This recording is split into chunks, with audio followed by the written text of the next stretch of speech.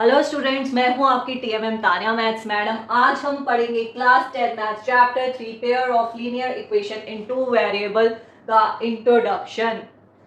सो हमें मालूम है लीनियर इक्वेशन क्या होती है। लीनियर इक्वेशन जिसमें वेरिएबल की डिग्री क्या होती है, 1 होती है। अब ध्यान से देखो, टू वेरिएबल मतलब x और y, कुछ भी हो सकता है, pair x y, u v, t s, कोई भी आप टू वेरिएबल ले सकते हो। पेयर ऑफ लीनियर इक्वेशन मतलब, अब लीनियर इक्वेशन देखो, लीनियर इक्वेशन यहाँ पे वेरिएबल की डिग्री क्या है, 1, तो ये हो गई लीनियर इक्वेशन। टू वेरिएबल इसमें आ गए, टू वेरिएबल y और x, ठीक है।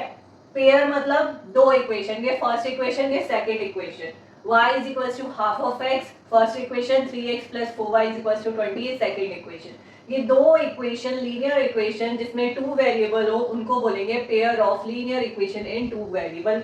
इसको आप इस तरीके से रिप्रेजेंट कर सकते हो।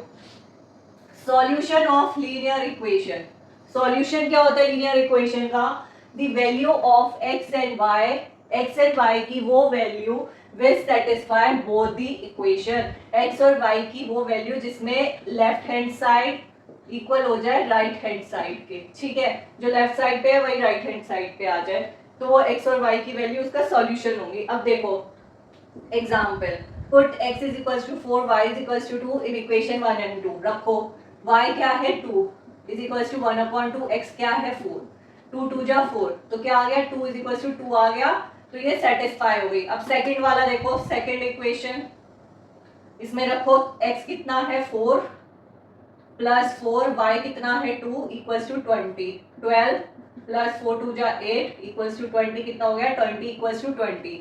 ये भी LHS RHS की इक्वल आ गई, left hand side equals to right hand side, LHS equals to RHS। तो हमें पता चल गया x is equals to 4, y is equals to 2 is the solution of pair of, इसको ऐसे बोलेंगे pair of linear equation in two variable, ठीक है। ये क्या हो गया, सॉल्यूशन हो गया। एक्स और वाई की वैल्यू निकालेंगे कैसे, वो हम आगे पढ़ेंगे। इसको रब कर देते हैं, इसकी कुछ आगे की टर्म्स पढ़ते हैं। आप सिचुएशंस को pair of linear equation into variable की फॉर्म में रिप्रेजेंट कर सकते हो। कैसे, ये देखो example, 5 pencil and 7 pen together cost ₹50, whereas 7 pencil and 5 pen together cost ₹46। तो ये एक स्टेटमेंट दी हुई है जिसे हमें मैथमेटिकल एक्सप्रेशन में रिप्रेजेंट करना है। तो इसको कैसे करेंगे, let the cost of pencil be x, ठीक है, and the cost of pen be y। यहाँ पे देखो पेंसिल और पेन, दो की बात करी हुई है अलग अलग, पेंसिल और पेन, पेंसिल हो गया x, पेन हो गया y। तो क्या बोल रहा है, 5 pencil and 7 pen together, together मतलब एडिशन, तो लिख दो 5 पेंसिल मतलब 5x, 7 टुगेदर मतलब प्लस, 7 पेन मतलब 7y, कितने के हैं 50 के। वेयर 7 पेंसिल मतलब x प्लस 5 पेन टुगेदर मतलब प्लस, 5 पेन मतलब 5y, पेन की कॉस्ट क्या है y, एक पेन की कॉस्ट y है, एक पेन की कॉस्ट 2 रुपीज है, तो 5 पेन की क्या होगी 5 इंटू 2 10। इसी तरीके से एक पेन की कॉस्ट 5 है, तो 5 की कितनी हो गई कॉस्ट 5y, टुगेदर कितनी है 46। ये हमारी पहली इक्वेशन आ गई, ये हमारी दूसरी इक्वेशन आ गई। सो इस तरीके से हमने इस स्टेटमेंट को किसमें रिप्रेजेंट कर दिया, pair of linear equation in two variable में रिप्रेजेंट कर दिया। सो इस टाइप के क्वेश्चंस आएंगे जहां पे आपको स्टेटमेंट दी होगी और आपको ऐसे रिप्रेजेंट करना होगा, फिर इनको सॉल्व करना होगा। सॉल्व कैसे करेंगे वो हम आगे लिखते हैं। So method to find solution of pair of linear equation in two variable. Pair of linear equation in two variable को कैसे सॉल्व कर सकते हैं, there are two methods, graphical method or algebraic method. There are two methods through which we can solve the pair of linear equation in two variable. So algebraic method में further two methods आते हैं। First है substitution method, second है elimination method. So हम one by one इसको cover करेंगे। पहले पढ़ेंगे graphical method, कैसे हम solve कर सकते हैं, उसके बाद पढ़ेंगे algebraic method में substitution method, फिर elimination method. ये ग्राफिकल मेथड अगर लिखा हुआ आ रहा है तभी आप यूज करना, अदरवाइज आप सब्स्टिट्यूशन और एलिमिनेशन में से कोई भी यूज कर सकते हो। ये दोनों इजी है रेदर देन ग्राफिकल मेथड। अगर उसमें स्पेसिफिकली कोई मेथड लिखा हुआ है ग्राफिकल, सब्स्टिट्यूशन, एलिमिनेशन, तो आप पर्टिकुलरली वही यूज करना, अदरवाइज आप इन दोनों में से कोई भी यूज करना।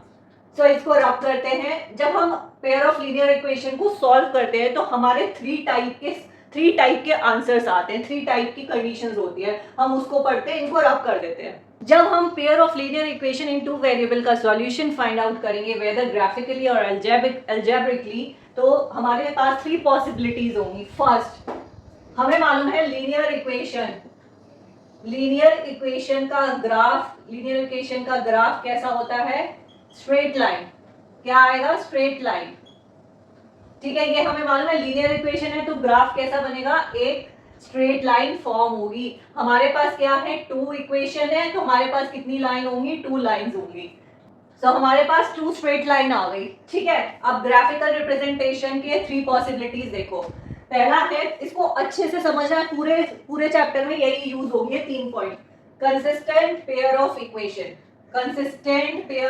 Equation, the lines intersect at a single point.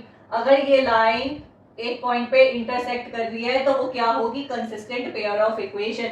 जब हम दोनों लीनियर इक्वेशन को सॉल्व करेंगे तो हमारे पास टू लाइंस आएंगी, टू लाइंस बनेगी, या तो वो इंटरसेक्ट करेगी, अगर वो इंटरसेक्ट करती है तो वो होंगी कंसिस्टेंट पेयर ऑफ इक्वेशन। अगर वो इंटरसेक्ट नहीं करती, वो पैरेलल होती हैं, तो वो होंगी inconsistent pair of equation. The lines are parallel, they do not intersect. Dependent pair of equation, dependent होगी बट साथ में क्या होगी? कंसिस्टेंट होगी। The lines may be coincident, lines क्या होंगी? एक के ऊपर एक ऐसे क्या होंगी? लाई करेंगी। ठीक है, वो क्या होगी? Dependent, the lines are coincident. Consistent जब वो इंटरसेक्ट करे, इनकंसिस्टेंट जब वो पैरेलल हो, इंटरसेक्ट ना करे। डिपेंडेंट जब वो एक दूसरे पे कोइंसिडेंट लाइंस हो। जब वो इंटरसेक्टिंग होंगी, कंसिस्टेंट होंगी, अलजेब्रिक उसका क्या इंटरप्रिटेशन होगा? उनका एक सॉल्यूशन होगा। मतलब हम x और y की वैल्यू को हम फाइंड आउट कर सकते हैं। अगर वो इंटरसेक्टिंग है तो उनका एक सॉल्यूशन होगा जिसपे वो मीट करेंगी। अगर वो इनकंसिस्टेंट है, वो पैरेलल है, तो वो कभी मिलेंगी ही नहीं। तो इस केस में we are not able to find the value of x, y। तो मतलब उस पेयर ऑफ लीनियर इक्वेशन का कोई भी सॉल्यूशन नहीं होगा। डिपेंडेंट, अगर वो कोइंसिडेंट है, एक लाइन मल्टीपल टाइम्स एक दूसरे को टच कर रही है, ठीक है, तो उसके क्या होंगे? x की कोई भी वैल्यू ले लो, एनी वैल्यू, y की एनी वैल्यू, वो क्या है? x की किसी भी वैल्यू, y की किसी भी वैल्यू पर एक दूसरे को मीट करेंगी, मतलब वो कोइंसिडेंट है। तो इस केस में x और y की वैल्यू जो है इनफिनाइट होंगी, तो वो क्या होगा? Infinite many solution. सो इसी को हम पूरे चैप्टर में पढ़ेंगे, पहले ग्राफिकल मेथड से, फिर अलजेब्रिक मेथड से। सो बहुत इंपॉर्टेंट है, इसको 2-3 टाइम्स देखना। सो आज के लिए इतना ही, मिलेंगे अपने नेक्स्ट क्लास में।